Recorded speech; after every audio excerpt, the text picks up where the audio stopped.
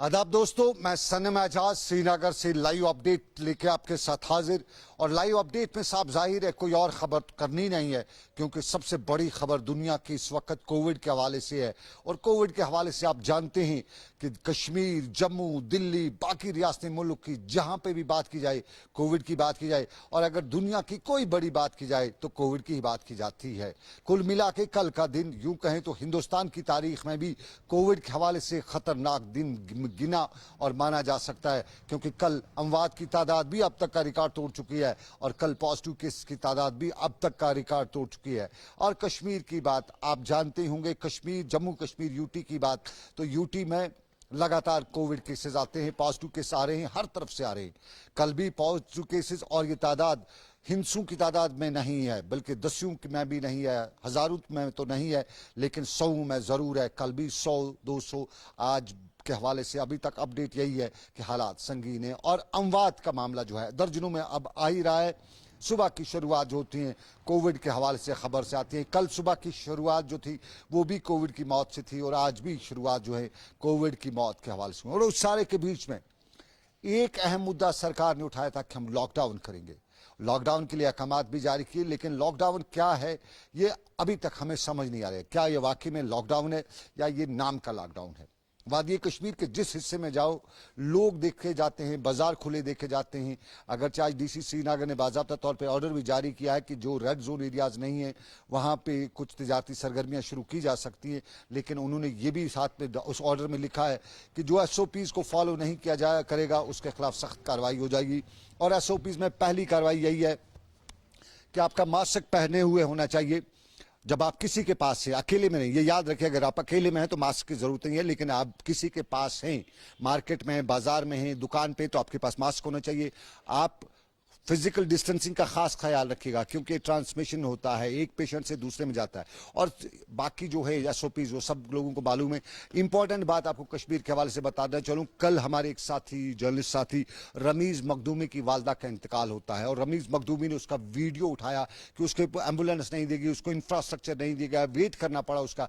ये सब कुछ उस पर सिक्किम अथॉरिटीज ने आज अपनी क्लेरिफिकेशन दी है कि वो डिपार्टमेंट दूसरे का प्रोटोकॉल में आता है, वहां क्या क्या कुछ करना है वो अलग सी बात। लेकिन हम अपने नाज़रीन को बताएं कि हमने एक अथॉरिटी से बात की कि कल ये सब कुछ क्या हुआ, तो उनका ये भी कहना था कि अस्पतालों में जगह नहीं है। 1 दर्जन के करीब एम्बुलेंसेज जो थी उनकी वो वादी श्रीनगर के मुख्तलिफ इलाकों से पेशेंट्स को लाई हुई थी, और लाके उन्हें अस्पतालों में जगह नहीं थी, और वो पेशेंट उन्हीं एम्बुलेंसों में ही तब तक थे जब तक अस्पतालों में जगह साफ की जाती, जगह बनाई जाती। यानी कॉरिडोर में जगह बनाई गई, साइड रूम में कहीं ना कहीं 2 की जगह 3 को ठूंसा गया, क्योंकि जो प्रोटोकॉल है उसके मुताबिक गैप होनी चाहिए, लेकिन ठूंसा जा रहा है क्योंकि जगह नहीं है अस्पतालों में।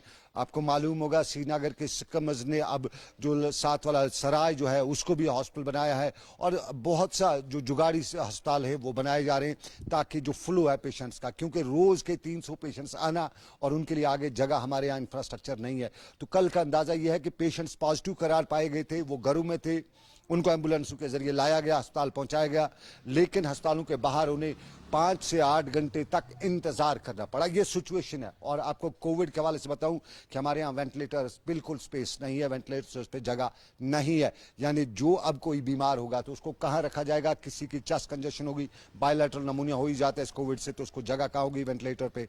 ये बहुत बड़ा सवाल है। और उसमें इंपॉर्टेंट था कि हम एहतियाती तदाबीर करें, लेकिन एहतियाती तदाबीर कोई करता नहीं है। सब बहस करते हैं, सब बताते हैं, बड़े भाषण देते हैं, लेकिन एहतियाती तदाबीर नहीं की जाती हैं। और अब दूसरे मुद्दे पे हम आएंगे। हम सबसे पहले आपको बताएं, हम रमीज मखदूमी के पूरे अहल खाना के साथ ताज़ियत करते हैं। उम्मीद करते हैं कि रब कायनात उनकी वालदा को जन्नतुल फिरदौस में करवट करवट जगह दे। और एक और बात रमीज मखदूमी के अहल खाना ने हमें बताया, और रमीज ने बताया कि कल उनका जो मदर का 4th सेरेमनी फंक्शन होगा, उस हवाले से कोई बड़ी तकरीब नहीं होगी, किसी को वहाँ आने की इजाज़त नहीं होगी। और आप भी ख्याल रखिएगा कि इन दिनों जहाँ कहीं मौत हो जाती है तो वहाँ पर इन चीज़ों का ख्याल रखिए। कोई ताज़ियत इन दिनों होती है, ताज़ियत शख्सियत, लेकिन वो जो गैदरिंग वगैरह होती हैं वो उसकी इजाज़त नहीं है। और रमीज़ के घर में भी गैदरिंग की इजाज़त नहीं है और रमीज़ के घर में है भी नहीं ये गैदरिंग, ये इस हवाले से। लेकिन कल आपको याद होगा, पिछले दिनों से शुरू अगर करें तो बांडीपुरा से बीजेपी के 3 लीडरान पर हमला होता है, तीनों मारे जाते हैं और ये एक ही घर से, एक ही फैमिली से ताल्लुक़ रखते हैं। और उसके बाद बहुत डर, बहुत खौफ दौड़ता है, खासतौर पे बीजेपी कारकुनों में। सोपोर, हंदवाड़ा, कुपवाड़ा से उनके प्रेसिडेंट ने, उनके वाइस प्रेसिडेंट ने रिज़ाइन किया। उसके साथ साथ फिर कुछ और भी खबरें आने लगी कि वो रिज़ाइन कर रहे हैं। बीजेपी के लोगों में खौफ डर है। लेकिन कल एक वाक़े ने पूरे वादी को हिला के रखा। कल सुबह सुबह खबर आई कि रफियाबाद वतरगाम का बीजेपी का कॉन्स्टिट्यूंसी प्रेसिडेंट, उसको किडनैप किया गया है। किडनैप करने वालों के हवाले से थ्योरी बताई गई कि वो आगे चल रहा था, कहीं जा रहा था, पीछे से गाड़ी आई, गाड़ी में 2 लोग उतरे, उसको बंडल किया, उसको उठा लिया, खींच लिया, ठूंस लिया और गाड़ी में भर के ले गए। और इस बीच में एक खबर ये भी आई कि उसको हंदवाड़ा के बाजार में देखा गया। और शाम गए तक पुलिस हर जगह की, खासतौर पे नॉर्थ कश्मीर की पुलिस एक्टिव रही, नाके लगाए गए, बख्तरबंद गाड़ियों को लगाया गया, लोग पूछ रहे थे, डर था। और बीजेपी के और कारकुनों में साफ जाहिर है डर होगा ही होगा, क्योंकि इस तरह के वाक़ा जब है तो डर हो ही जाता है। लेकिन शाम गए मालूम हुआ कि उसको रेस्क्यू करा लिया है। पुलिस स्टेटमेंट कुछ लोगों के आए, कुछ सोशल मीडिया पर स्टेटमेंट आए, उसको बचा लिया गया, उसको छुड़ा लिया गया। अब कहाँ से छुड़ाया गया ये अभी तक मालूम नहीं हो सका है। हमने बड़ी कोशिश की थी कि हम एसएसपी बारामूला से हवाले से बात करें, उनसे जाने, लेकिन उनका जो ऑफिशियल मोबाइल है वो स्विच ऑफ था, बात नहीं हो सकी। लेकिन हमने भी इस मामले की खोज करने की कोशिश की। हमने वहाँ के लोकल लोगों से बात की। कोई भी कल शाम से जैसे रेस्क्यू का मामला उनका आया, खबर आई, तो कोई उस थ्योरी को मानने को तैयार नहीं था, क्योंकि अपने अपने हवाले से थ्योरीज दी जाती है। एक बताया जाता था कि मिलिटेंट अगर इस तरह के वाक़ात में किसी को अगवा कर लेते हैं तो खास तौर पे जो बड़ी लेवल का, एक तो जो लोकल बीडीसी है उसका वाइस प्रेसिडेंट हो, उसके साथ साथ वो कॉन्स्टिट्यूंसी हेड हो, तो इस तरह के वाक़ात में वो छोड़ते नहीं हैं। वो बहुत ही ख़तरनाक उसका वो अंजाम कर देते हैं।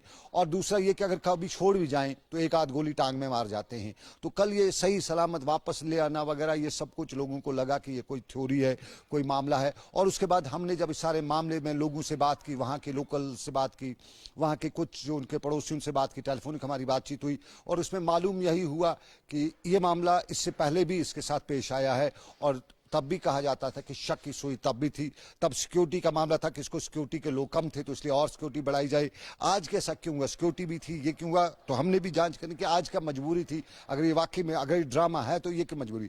तो लोगों का यही कहना था कि इसके अगर आए रोज कर्जदारों का तांता बंधा रहता था। और कर्जा क्या था कि मैं बीजेपी का लीडर हूं, मैं नौकरियां लगवाऊंगा, लोगों से पैसे लिए थे नौकरियों के नाम पे, अब नौकरियां लगी नहीं, लोग कर्जे का तकाजा करने के लिए आ जाते थे। अब बहाना था कर्जदारों से जान छुड़ानी थी, उनको डराना धमकाना था, भाई मेरे साथ ये हो गया, वैसा हो गया। तो ये ड्रामा की करार खड़ा किया गया ताकि लोगों से जान छुड़ाई जाए। लेकिन लोगों से जान छुड़ाने के लिए दूसरे लोगों की जान पर बनाई थी, दूसरे लोगों को परेशान किया था। और उसी खौफ में आज इसी इलाके के हंदवाड़ा की खातून और उसके साथ साथ एक और जो बीजेपी कारकुन है, उन्होंने भी बीजेपी से इस्तीफा दे दिया। यानी बीजेपी पूरी को हिला के रख दिया। वाकई में कल का ड्रामा था या सही था उस पर हम बात नहीं करेंगे, लेकिन कहीं न कहीं कल के वाकये ने पूरे मामले को हिला के रखा है।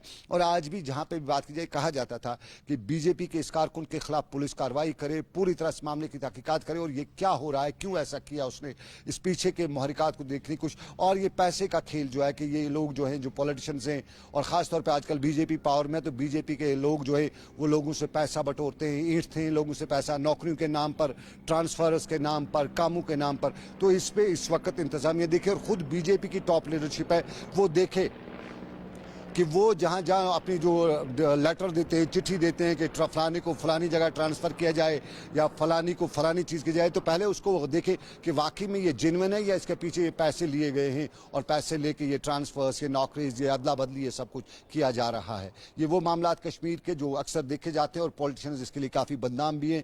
और अब बीजेपी इस वक्त, ऑनली बीजेपी ऐसी है जो इस वक्त यहाँ पे पावर में है। पावर में डायरेक्टली ना सही हो, लेकिन बीजेपी का मानना है कि वो दिल्ली से लेकर कश्मीर तक पावर में है, तो ये सब कुछ उनके जो कारकुन हैं वो करते रहते हैं। तो उस हवाले से लोग चाहते हैं कि इन मामले की तहकीकात होनी चाहिए। तो फिलहाल श्रीनगर से मुझे अभी तक के लाइव अपडेट में बस इतना ही। मैं अपने साथी आबिद कादिर से के साथ आपसे इजाज़त चाहूँगा। रब्बे कायनात की रही मर्जी, आपसे फिर करेंगे मुलाकात। लेकिन ख्याल रखिएगा, अगर आप अकेले में हैं तो मास्क की कोई ज़रूरत नहीं है, लेकिन अगर आप किसी के पास है तो मास्क ज़रूर पहनिएगा। ख्याल रखिएगा। मास्क आपकी जिंदगी बचा सकती है। 2 गज की दूरी आपको जमीन के ऊपर रखेगी, और 2 गज की दूरी नहीं अपनाई तो ये जमीन के नीचे 2 गज आपको दफना भी सकती है। तो ख्याल और उम्मीद के साथ आपसे लेंगे इजाजत। अल्लाह हाफिज।